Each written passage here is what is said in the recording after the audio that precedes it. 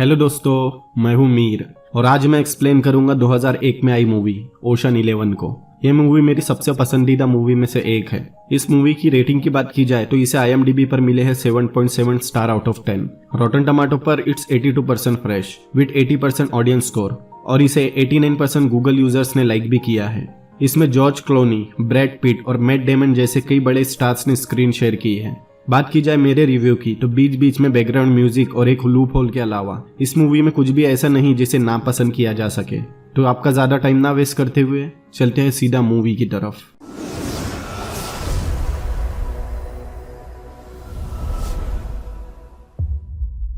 Movie की शुरुआत में हम देखते हैं डैनी ओशन को, जो एक हेरिंग में है जहां उसे कुछ सवाल जवाब के बाद जेल से जमानत पर रिलीज किया जाता है।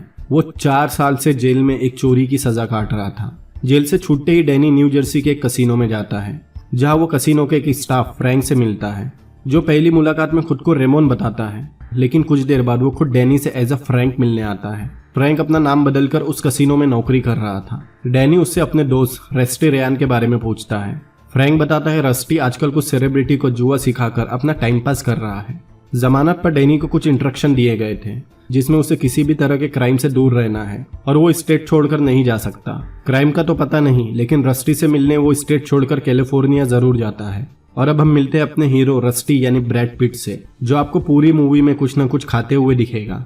यह रस्टी एक कसिनो के अंदर कुछ सेलेब को पोकर खेलना सिखा रहा था और यह डैनी उससे मिलने आता है। वह वो बाकी लोगों के पूछने पर बताता है कि उसने कबीलों के शादियों के एंटीक नकाब चुराए थे और इसीलिए उसे जेल हुई। और यह डैनी और रस्टी के कन्वर्सेशन से हमें समझ में आता है कि बेशक ये पार्टनर इन क्राइम है, लेकिन एक हद तक आकर इन दोनों के तरीके आपस में मैच नहीं होते। और फिर डैनी और रस्टी मिलकर इन यंग हॉलीवुड स्टार्स को पोकर का एक छोटा सा लेसन देते हैं। फिर अगले सीन में डैनी अपना प्लान रस्टी को बताता है कि कैसे वो लास वेगास के 3 कसिनो को लूटना चाहता है। इन कसिनो के नाम होते हैं बिलाजियो, MGM ग्रैंड और मिराज। इन 3 कसिनो का पैसा एक ही तहखाने में रखा जाता है जो किसी तिजोरी से कम नहीं, और वो तिजोरी बिलाजियो में है क्योंकि इन तीनों कसिनो का मालिक एक ही है, टेरी बेनेडिक्ट, जो किसी गैंगस्टर से कम नहीं। रस्टी बताता है इतनी बड़ी चोरी के लिए उन्हें कम से कम 1 दर्जन लोगों की जरूरत पड़ेगी जो अलग अलग काम में माहिर हो। फिर एक सिक्योरिटी गार्ड से ये दोनों तिजोरी के मैप की कॉपी लेते हैं, लेकिन रस्टी को अभी भी डैनी के असली इरादे नहीं समझ आ रहे थे, लेकिन डैनी किसी तरह उसे समझा लेता है। फिर ये दोनों अपने प्लान के स्पॉन्सर के लिए अपने दोस्त और पुराने कसिनो मालिक रूबेन से मिलने जाते हैं। रूबेन पहले तो इनका साथ देने मना कर देता है। वो बताता है लास वेगास के कसिनो को लूटना सबसे मुश्किल काम है, उनकी सिक्योरिटी और आर्म पावर से जीतना लगभग नामुमकिन है।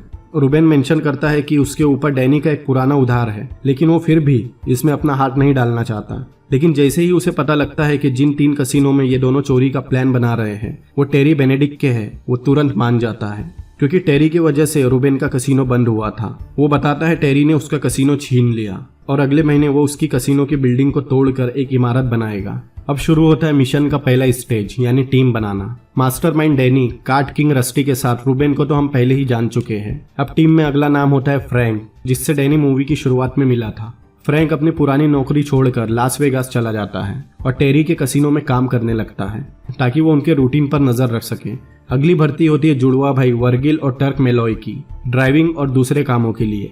लाइन में अगला नाम होता है लिविंगस्टन डेल का, सारे इलेक्ट्रॉनिक कामों के लिए। वैसे तो लिविंगस्टन FBI के लिए फ्रीलांस काम करता है जहाँ उसकी कोई इज्जत नहीं होती। दोस्तों, ये हकलाता हुआ नर्वस सा आदमी अपने काम में एक्सट्रीमली टैलेंटेड होता है। और अब एंट्री होती है वॉर मशीन बेशर की, जो ब्लास्ट करने और तिजोरी तोड़ने में एक्सपर्ट है। बेशर अपने बेवकूफ दोस्तों के साथ किसी तिजोरी को खोल रहा था और अगर बेवकूफ दोस्त साथ हो तो पकड़ा जाना तो श्योर है। खैर, रस्टी पुलिस को बेवकूफ बनाकर उसे उनके चंगुल से निकाल लेता है, लेकिन निकलते निकलते भी बेशर रस्टी के कहने पर 1 सेकंड में पुलिस की एक गाड़ी उड़ा देता है। बंदूक संभालने और बाकी का आर्म वर्क अब बेशर का होता है। अब रस्टी और डैनी जाते हैं सैन डिएगो के एक सर्कस। खैर, चिंता की बात नहीं, टीम में कोई जोकर नहीं है। वहाँ उन्हें मिलता है छोटा चाइनीज एग्रोबेट येन मक्खन की तरह दीवारों पे चढ़ने के साथ इतना फ्लेक्सिबल होता है कि छोटी सी जगह में भी फिट हो जाए, इसीलिए उसका नाम डैनी रखता है ग्रीसमैन। अब रस्टी जाता है सेंट पीटर्सबर्ग और वहाँ कुत्तों की रेस में वो मिलता है टीम के नए मेंबर सॉल ब्लूम से। वैसे तो सॉल इन कामों से रिटायर हो चुके होते हैं, लेकिन प्लान प्रोसीडिंग में इनकी जरूरत पड़ने वाली थी। दूसरी तरफ डैनी मिलता है शिकागो में लाइनस से, जो मेट्रो में पलक झपकते ही एक आदमी की पॉकेट उड़ा लेता है, लेकिन डैनी चलते हुए उसकी पॉकेट उड़ा लेता है और उसकी जेब में एक चिट में रेस्टोरेंट का एड्रेस छोड़ता है। एक्चुअली लाइनस के पिता डैनी के दोस्त होते हैं, इसीलिए लाइनस भी डैनी के ऑफर को मना नहीं कर पाता। और फाइनली लास वेगास के चमक धमक के बीच हम पूरी मंडली को एक साथ देखते हैं, जहां डैनी सबका स्वागत करता है और साथ ही उन्हें आखिरी बार वार्न करता है कि उनका काम जितना फायदा देने वाला है उतना ही खतरनाक भी है। कोई जाना चाहता है तो अभी चला जाए। अब डैनी सबको एक साथ अपना प्लान एक्सप्लेन करता है।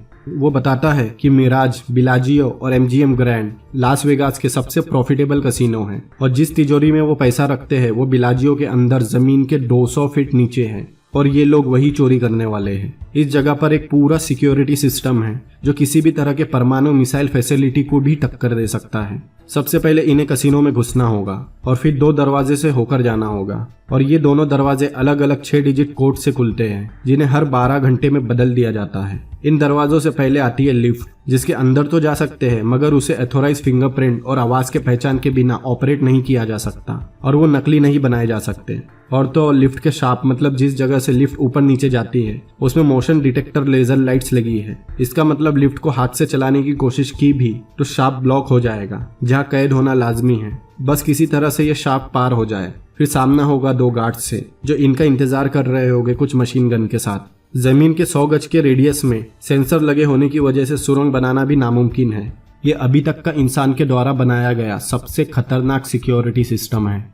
ये सब जानकर पूरे टीम के पसीने छूट चुके होते हैं। तभी डैनी उन्हें बताता है मेहनत के फल के बारे में, यानी उन पैसों के बारे में जो ये चोरी करने वाले हैं। डैनी बताता है कि गेमिंग कमीशन रूल्स के हिसाब से कसिनो में इतने पैसे पहले से होने चाहिए जितने कसिनो में चिप्स है। मतलब शुक्रवार तक उनके पास 60 से 70 मिलियन डॉलर पहले से होंगे और वीकेंड पर लगभग 80 से 90 मिलियन डॉलर। और बॉक्सिंग की रात जिस रात चोरी का प्लान होता है तब तक ये पैसे 150 मिलियन डॉलर हो जाएंगे, जिसमें सभी का बराबर का हिस्सा होगा।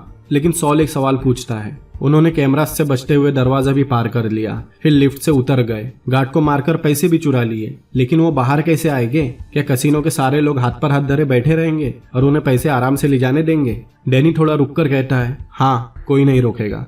खैर, प्लानिंग यहाँ खत्म होते हुए सब मूव ऑन करते हैं एक्शन पर। सबसे पहले आधी टीम को लगाया जाता है कसिनो की निगरानी में, ताकि वो वहाँ की सारी इंफॉर्मेशन निकाल सके, जैसे डील्स की हेरा फेरी, गार्ड के बारे में और उन सभी लोगों के बारे में जो किसी तरह सिक्योरिटी से जुड़े हो। डैनी उनसे हर एक तरह की इन्फो कलेक्ट करने कहता है, जैसे कसिनो में सारे लोग जिनके पास सिक्योरिटी कार्ड है, उनके निक्स नेम, वो कहाँ से है, उनका रिलेशनशिप स्टेटस, यहाँ तक कि वो कौन से ब्रांड की कॉफी पीते हैं। और हम देखते हैं फ्रैंक बड़ी चालाकी से ये सब इन्फॉर्मेशन कलेक्ट कर रहा है। इसके पीछे असल मकसद होता है कि सभी लोग कसिनो के बारे में अच्छी तरह से जान ले, क्योंकि कसिनो बिल्कुल भूल भुलैया की तरह होते हैं। अंदर लोगों को समय का पता नहीं लगता, जिससे लोगों को ज्यादा से ज्यादा समय कसिनो के अंदर ही रखा जा सके।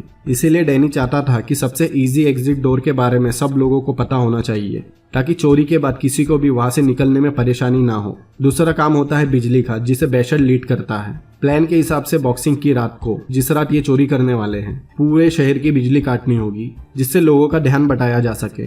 जिसके लिए बैशर कसिनो के सामने वाले रोड के गडर में जाता है, जहाँ कसिनो के बिजली के कनेक्शन की वायरिंग होती है। तीसरा काम होता है निगरानी का, क्योंकि कसिनो की सिक्योरिटी सीसीटीवी कैमरास से हर एक हलचल पर नजर रखती है, इसलिए सिक्योरिटी पर इन लोगों की नजर होना जरूरी है। इस काम को देखता है लिविंगस्टन। टेरी के अपने खुद के 2 टेक्नीशियन होते हैं जो सर्विलियंस का सारा काम देखते हैं। रस्टी उनमें से एक का सिक्योरिटी कार्ड एक प्रेस्टिट्यूट के जरिए निकलवा लेता है 1 घंटे के लिए। उसके बाद वर्जिल भेस बदलकर कसिनो में गुब्बारे का एक गुच्छा लेकर जाता है और अंदर जाकर टर्क से बहस करने लगता है, और बातों बातों में वो गुब्बारे का गुच्छा छोड़ देता है और वो सीसीटीवी कैमरास को ढक लेते हैं, जिससे सिक्योरिटी का ध्यान उन पर चला जाता है। और इसी का फायदा उठाकर लिविंगस्टन उसी सिक्योरिटी कार्ड की हेल्प से अपने हाथ पर बने मैप की मदद से सर्वर रूम में घुस जाता है और सारे सिक्योरिटी सिस्टम को एक्सेस कर लेता है। अब रस्टी और डैनी भी उन सीसीटीवी कैमरास की लाइव फुटेज देख पा रहे थे, लेकिन वहां से निकलते समय उससे गड़बड़ हो जाती है। उसके हाथ का वो मैप पसीने से मिट जाता है, जिसकी मदद से वो सर्वर रूम तक आया था,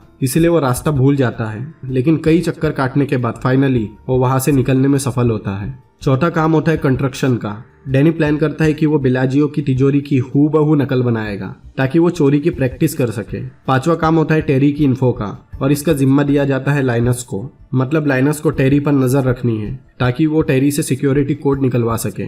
लेकिन वो ये काम कैसे करता है, ये हमें वीडियो में आगे पता चलेगा। 6वां काम होता है ट्रांसपोर्ट का, इसलिए फ्रैंक को भेजा जाता है एक वैन खरीदने के लिए। वही दूसरी तरफ सॉल एक बिजनेसमैन टाइनर जरगा नाम से उस होटल में चेक इन करता है, क्योंकि नीचे कसिनो है और ऊपर होटल। दूसरी तरफ लाइनस पहुंच जाता है कसिनो में और यहाँ हमें टेरी की पर्सनैलिटी के बारे में पता चलता है कि वो घड़ी की सुई के हिसाब से काम करने वाला मशीन है। उसे हर चीज समय पर चाहिए। वो कसिनो की हर चीज अपने नजर में रखता है और ठीक 7 बजे एक स्टाफ का आदमी टेरी को एक फाइल लाकर देता है जिसमें दिन की कमाई और नए सिक्योरिटी कोड होते हैं। लाइनस रस्टी को फिर से वार्न करता है कि टेरी से कोड निकलवाना इतना आसान नहीं होगा। वही हम देखते हैं टेरी की गर्लफ्रेंड टेस को। उसे देखकर रस्टी काफी परेशान हो जाता है क्योंकि टेस डैनी के एक्स वाइफ है।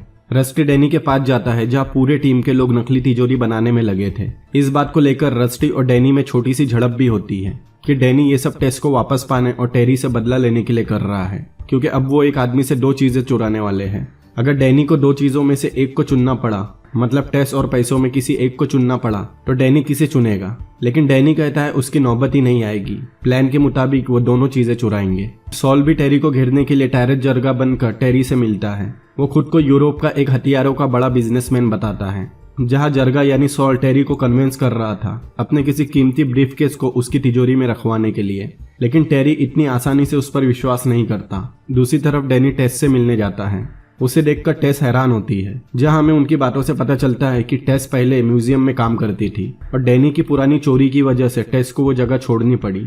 इससे ये भी अंदाजा लगाया जा सकता है कि मूवी की शुरुआत में डैनी जिन नकाब को चुराने की बात कर रहा था वो शायद म्यूजियम की ही कोई चीज होगी, जिसकी वजह से टेस की नौकरी चली गई। टेस और डैनी बात कर ही रहे थे कि टेरी वहां आ जाता है और डैनी वहां से टेरी से मिलकर चला जाता है। अब वो दिन आता है जब टेरी रूबेन के पुराने कसिनो की बिल्डिंग को गिरवा देता है। यह सब बिल्डिंग की तरफ देखते हैं और डैनी और लाइनस उनकी तरफ। वही रूम में बैठे बेशर भी ये टीवी में देख रहा था। बिल्डिंग गिरते ही लाइन चली जाती है और बशर उठकर कहीं जाता है। रात में सब प्लान डिस्कस करते हैं और फिर नकली तिजोरी में प्रैक्टिस करते हैं, जहां वो येन को एक बॉक्स में डालकर तिजोरी में भेजेंगे।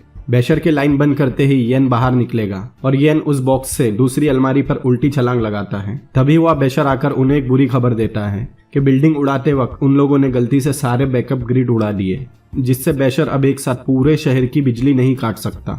सब ये सुनकर परेशान हो जाते हैं कि अब आगे क्या करें, लेकिन तभी बेशर बताता है किसी पिच के बारे में। पिच एक तरह का डिवाइस होता है जो कुछ सेकंड्स के लिए पूरे शहर की बिजली गुल कर सकता है। ये एक बम की तरह काम करता है जिससे एक रेडिएशन निकलता है जो इंसानों के लिए तो खतरनाक नहीं होता, लेकिन वो रेडिएशन इलेक्ट्रिक सिस्टम को कुछ समय के लिए क्रैश कर सकता है, जो California institute of advance science में सुरक्षित है। फिर ये लोग वहां से उसे चुराने का प्लान बनाते हैं। डैनी, बेशर, लाइनक्स, मेले ब्रदर्स और येन ये काम करने जाते हैं। डैनी लाइनस को गाड़ी में ही मेले भाइयों के साथ रहने को कहता है और खुद बेशर और येन के साथ इंस्टीट्यूट के अंदर जाता है। एज यूजुअल मेले भाइयों की चूहे बिल्ली वाली जुगलबंदी शुरू हो जाती है। लाइनस उनके साथ काफी देर इंतजार करता है और काफी फ्रस्ट्रेट हो जाता है। फिर उसका सब्र का बांध टूट जाता है और वो बिना बताए गाड़ी से उतरकर इंस्टीट्यूट के अंदर चला जाता है। लाइनस के अंदर जाते ही बेशर, येन और डैनी दूसरे दरवाजे से पिच को लेकर वापस आ जाते हैं और पिच को गाड़ी में रखकर वहां से निकल जाते हैं। लेकिन कुछ ही देर में वो लोग नोटिस करते हैं कि लाइनस गाड़ी में नहीं है और वापस गाड़ी इंस्टीट्यूट की तरफ घुमाई जाती है। वहां पहुंचकर सब देखते हैं कि लाइनस अभी भी बिल्डिंग में ही है और 2 गार्ड उसे पकड़ने आ रहे हैं और ये लोग गाड़ी से उसे बचा लेते हैं। लेकिन वैन का दरवाजा बंद करते वक्त येन के हाथ में चोट आ जाती है। डैनी इसके लिए लाइनस को काफी हड़काता है। ये लोग वापस आते हैं और लिविंगस्टन एक और बुरी खबर सुनाता है कि डैनी के बारे में टेरी को सब पता चल गया, मतलब उसके क्रिमिनल रिकॉर्ड के बारे में। लेकिन कैसे? लाइनस बताता है क्योंकि डैनी टेरी और उसकी गर्लफ्रेंड से मिला था। डैनी लाइनस को चिल्लाता है उसके ऊपर नजर रखने के लिए, लेकिन रस्टी कहता है उसने ही लाइनस को कहा था डैनी पर नजर रखने। अब इसीलिए डैनी कसिनो में कदम नहीं रख सकता था। रस्टी डैनी को टीम से बाहर निकाल देता है क्योंकि उसकी वजह से अब सब खतरे में थे। अब डैनी का तिजोरी खोलने का काम लाइनस को दे दिया जाता है। रस्टी लाइनस को तैयार करता है क्योंकि लाइनस वहां फेक गेमिंग कमीशन ऑफिसर बनकर जाने वाला था। लाइनस काफी नर्वस होता है। दूसरी तरफ सॉल भी नर्वस होता है क्योंकि आज वो अपना नकली ब्रीफकेस टेरी को देने वाला था, जो टेरी अपनी तिजोरी में रखेगा। फाइनली बॉक्सिंग की रात आ चुकी थी और सब अपने काम पर लग जाते हैं। सॉल कसिनो पहुंचता है। दूसरी तरफ बॉक्सिंग भी शुरू होने वाली थी जो MGM ग्रैंड के पास थी। टेरी सॉल से मिलता है और ये लोग सॉल का ब्रीफकेस लेकर जा ही रहे होते हैं। तभी टेरी कसिनो में डैनी को देखता है और सिक्योरिटी को डैनी पर नजर रखने कहता है। लेकिन तभी सॉल का एक पुराना दोस्त उसे कसिनो में देख लेता है और उसे सॉल नाम से आवाज लगाता है, लेकिन सॉल बढ़िया एक्टिंग के साथ उसे इग्नोर कर देता है। लेकिन टेरी को यह सॉल पर शक हो जाता है। इसीलिए टेरी ब्रीफकेस चेक करके ले तो लेता है, लेकिन सॉल को तिजोरी तक ले जाने से इनकार कर देता है और अपने मैनेजर को ब्रीफकेस तिजोरी तक पहुंचाने को कहता है। इधर बेशर भी पिच को लोड कर रहा होता है। मेले ब्रदर्स होटल स्टाफ बनकर खाने की ट्रॉली में एक बॉक्स को छुपा कर लाते हैं। फिर येन उस बॉक्स में घुस जाता है। दरअसल उन लोगों ने पहले ही टेरी के होटल में रूम ले रखा था। वही डैनी टेस को देखकर उसके पास जाने लगता है। टेरी ने डैनी के पीछे 2 बाउंसर लगा रखे थे, वो बाउंसर भी उसके पीछे जाते हैं। अब लाइनस भी कसिनो में इंटर कर चुका है और टेरी से गेमिंग कमीशन ऑफिसर बनकर मिलता है। वो ऐसा प्रिटेंड करता है कि उसके स्टाफ का कोई आदमी पुराना क्रिमिनल है जो नाम बदलकर यहाँ काम कर रहा है और वो उसे यहाँ कन्फ्रंट करने आया है। टेरी लाइनस को देखकर सिक्योरिटी कोड अपने कोट की जेब में रख लेता है। टेरी उसकी बात मान लेता है। लाइनस वो मुजरिम फ्रैंक को बताता है और टेरी कहीं और जाकर फ्रैंक से बात करने कहता है। मेले ब्रदर्स उस बॉक्स को लेकर नीचे कसिनो में आते हैं। वही डैनी टेस से मिलकर उसे कहता है कि वो बस उसे अलविदा कहने आया है और उससे मिलकर जाने लगता है। तब बाउंसर उसे अपने साथ ले जाते हैं। वही दूसरी तरफ फ्रैंक दुखी होने का झूठा नाटक करने लगता है। फ्रैंक लाइनस से ये कहकर लड़ने लगता है कि वो उसके काले होने की वजह से उसे काम से निकाल रहे हैं। असल में फ्रैंक और लाइनस टेरी को उलझा के रखते हैं, जिस दरमियान रस्टी मेले ब्रदर्स को अपना काम करने कहता है। मेले ब्रदर्स उस बॉक्स को तिजोरी तक ले जाने वाले रास्ते तक लेकर आते हैं, जहाँ टर्क कार्ड भूल जाने का ड्रामा करता है और दोनों भाई वहाँ लड़ने का नाटक करने लगते हैं। तभी वह कसिनो का एक स्टाफ आता है और उनसे वो बॉक्स ले लेता है बिना किसी शक के और उन्हें हिदायत देता है कि अगली बार ऐसी गलती ना करे। वही कंट्रोल रूम में मॉनिटर पर सॉल अपने ब्रीफकेस पर नजर रखता है और होटल रूम से सारे सीसीटीवी कैमरास पर रस्टी और लिविंगस्टन नजर रखे हुए थे। सॉल एक टेबलेट खाकर पलक झपकाता है। दरअसल ये रस्टी के लिए सिग्नल था। रस्टी अपना काम करने निकलता है। वही बेशर वैन में पिच को लेकर कसिनो के सामने पहुंचता है। टेरी अपनी आदमियों से कहकर फ्रैंक को कसिनो से बाहर निकलवा देता है और लाइनस के साथ बाहर जाने लगता है। लेकिन अचानक लाइनस कहता है कि वो अपना पेजर रूम में भूल गया है। टेरी बहुत लेट हो चुका था क्योंकि बॉक्सिंग भी शुरू होने वाली थी। टेरी उसे खुद बाहर आने कहकर चला जाता है। तब हम लाइनस का कमाल देखते हैं। दरअसल लाइनस ने टेरी के कोट के जेब से सिक्योरिटी कोड चुरा लिए थे और टेरी को पता भी नहीं चला। वही हम डैनी को देखते हैं। वो बाउंसर उसे एक कमरे में लेकर आए थे जहाँ कोई कैमरा नहीं था ताकि वो उसकी पिटाई करवा सके। तभी वहाँ ब्रूजर नाम का एक आदमी आता है जिसे उन्होंने डैनी को पीटने बुलाया था और वो दोनों बाहर चले जाते हैं। वही दूसरी तरफ वो बॉक्स जिसमें यन है गार्ड तिजोरी में रखते हैं, मगर वो सॉल का ब्रीफकेस उस बॉक्स के ढक्कन पर रख देते हैं। अगर यन से निकलते वक्त वो ब्रीफकेस नीचे गिरा तो सायरन बच जाएंगे।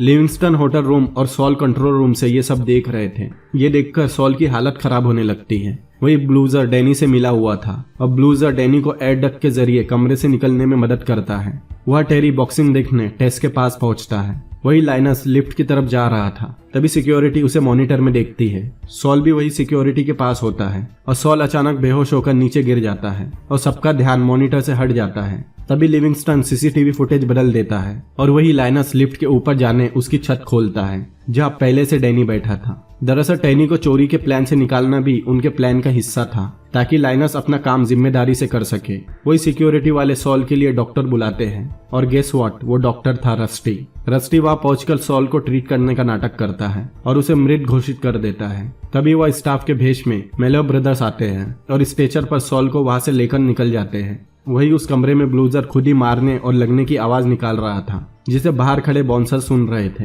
दूसरी तरफ लाइनस और डैनी लाइनस के बैग से इक्विपमेंट निकालकर नीचे जाने तैयार थे। रस्टी और डैनी लिविंगस्टन को तैयार होने का मैसेज देते हैं और लिविंगस्टन मैसेज बेशर तक पहुंचाता है। बेशर पिच को ऑन करता है। जैसे ही पिच ऑन होती है पूरे शहर में अंधेरा हो जाता है, जिससे लिफ्ट के शाफ्ट में लगे सेंसर लेजर लाइट भी बंद हो जाते हैं। लेकिन ये सिर्फ कुछ सेकंड के लिए ही रहता है।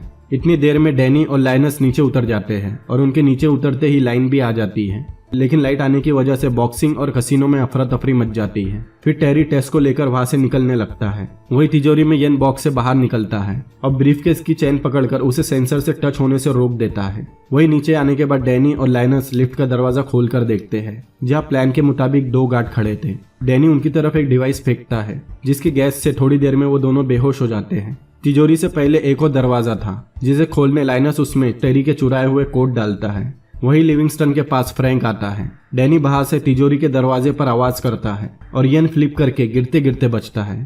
फिर किसी तरह से दीवार पर चढ़ते हुए तिजोरी के दरवाजे पर एक छोटा बम लगाता है। डैनी भी बाहर से एक बम फिट करता है, लेकिन तभी येन के हाथ की पट्टी दरवाजे में फंस जाती है। अब डैनी 20 तक गिनती शुरू करता है और साथ ही लिविंगस्टन लाइनस को दरवाजा ना उड़ाने को कहने की कोशिश कर रहा था, लेकिन पिच की वजह से लाइनस का एयरपीस खराब हो चुका था, जिससे वो सुन नहीं पा रहा था। दूसरी तरफ यन अपना हाथ छुड़ाने की कोशिश कर रहा था और तभी डैनी रिमोट का बटन दबा देता है, लेकिन दरवाजा नहीं उड़ता। येन की किस्मत अच्छी होती है कि डैनी बैटरी लगाना भूल गया था। येन अपना हाथ छुड़ा लेता है और डैनी की बैटरी लगाते ही दरवाजा भी उड़ जाता है। वो अंदर जाते हैं जहाँ येन भी ठीक था। फिर तीनों को पैसे बैग में भरते हुए ये चारों देखते हैं। अब लिविंगस्टन रस्टी को बताता है कि अब उसकी बारी है। रस्टी किसी को कॉल लगाता है। दूसरी तरफ टेस के जेब में फोन बजता है, जो टेस का नहीं था। कॉल पर रस्टी होता है। वो टेरी से बात करने को कहता है। रस्टी टेरी को बताता है कि कैसे वो उसकी तिजोरी लूट रहा है। टेरी तुरंत सिक्योरिटी रूम में जाता है। पहले तो फुटेज में उसे कुछ नहीं दिखता, तभी लिविंगस्टन फुटेज बदल देता है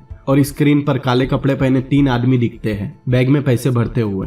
टेस को याद आता है फोन डैनी ने डाला था जब वो उसे अलविदा कहने आया था। टेरी टेस को वहां से जाने को बोलता है क्योंकि उसे अब टेस पर विश्वास नहीं होता और टेस भी ये समझ चुकी होती है। टेरी रस्टी से कहता है कि वो उसकी तिजोरी तक तो पहुंच गए, मगर वो जिंदा बाहर नहीं जाएंगे। रस्टी कहता है उसके तिजोरी में अभी $160 मिलियन है, जिसे टेरी का मैनेजर कंफर्म करता है। रस्टी कहता है उन्होंने $80 मिलियन पैक कर लिए हैं और $80 मिलियन में बम लगे हैं। उन्हें 80 मिलियन लेकर जाने दे। अगर उसने उन्हें रोका तो पूरे पैसे बम से उड़ा देंगे, और अगर टेरी अपने आधे पैसे सही सलामत चाहता है तो वो खुद उनको तिजोरी से बाहर निकालेगा और किसी को इस बात का पता भी नहीं लगेगा। टेरी उसकी बात मानने का दिखावा करता है और उसका मैनेजर स्वॉट टीम को कॉल कर देता है। तभी टेस रस्टी के पास पहुंच जाती है, लेकिन रस्टी उसे ऊपर जाकर टीवी देखने को कहता है।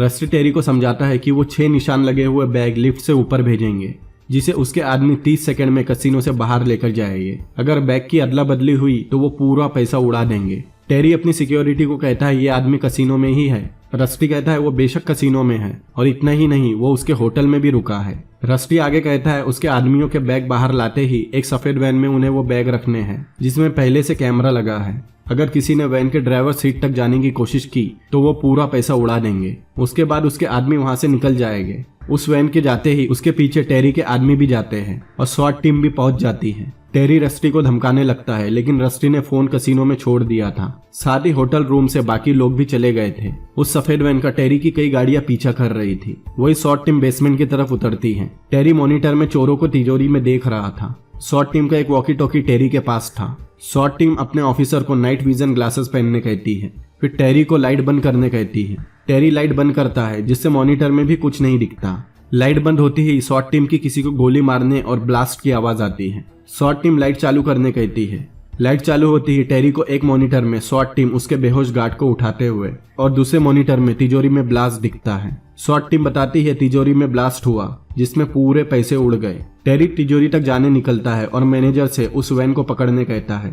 वो वैन एयरपोर्ट में आकर रुकती है, जहाँ टेरी के आदमी उस वैन को घेर लेते हैं और वैन के टायर पर गोली मार देते हैं। वही टेरी तिजोरी में पहुंचता है, जहाँ सब बिखरा पड़ा था। टेरी स्वॉट टीम को वहां से जाने कहता है और वैन के बारे में पूछता है, और जैसे ही टेरी का आदमी वैन का दरवाजा खोलता है, उसमें एक कैमरा लगा था और उस वैन को दूर बैठे टर्क और रूबेन रिमोट कंट्रोल से चला रहे थे। फिर टर्क उस वैन को ब्लास्ट कर देता है। टेरी को पता लगता है वैन में पैसे नहीं, बल्कि लड़कियों की गंदी तस्वीरों के अलावा कुछ नहीं है। धुआं हटने के बाद तिजोरी में भी पैसे नहीं, बल्कि वैसी ही तस्वीरें थी। तभी टेरी मैनेजर को सीसीटीवी फुटेज फिर से देखने कहता है। फिर उससे पूछता है उसे फ्लोर पर बेलाजियो का नाम दिख रहा है। मैनेजर कहता है नहीं। फिर टेरी को सब समझ में आता है। दरअसल वो जो मॉनिटर में देख रहे थे वो प्री रिकॉर्डिंग फुटेज थी। उन्होंने उसकी तिजोरी की हूबहू नकल बनाई और उसकी रिकॉर्डिंग उन्हें दिखा दी। मैनेजर कहता है मगर वो पैसे कहाँ गए? तब हमें पता चलता है वो स्वॉट टीम ही डैनी की टीम थी। दरअसल टेरी के मैनेजर ने जब पुलिस को कॉल किया था, तब वो कॉल लिविंगस्टन ने आंसर किया था, क्योंकि उसने पहले ही उसका फोन हैक कर लिया था। उसे पता था टेरी फोन नहीं रखता। डैनी पहले से उनका इंतजार कर रहा था। टेरी से लाइट बंद करवाना, फिर गोली चलाना, सब नाटक था। उन्होंने ही पैसे लेने के बाद वह ब्लास्ट किया था। टेरी ने स्वॉट टीम को जाने बोला, तब वो पूरे $160 मिलियन लेकर आराम से कसिनो से निकल गए। जैसा डैनी ने कहा था, वो पैसे लेकर कसिनो से बाहर जाएंगे और उन्हें कोई नहीं रोकेगा। टेरी को कुछ शक होता है। वो तुरंत रूम में जाता है जहाँ डैनी को रखा था।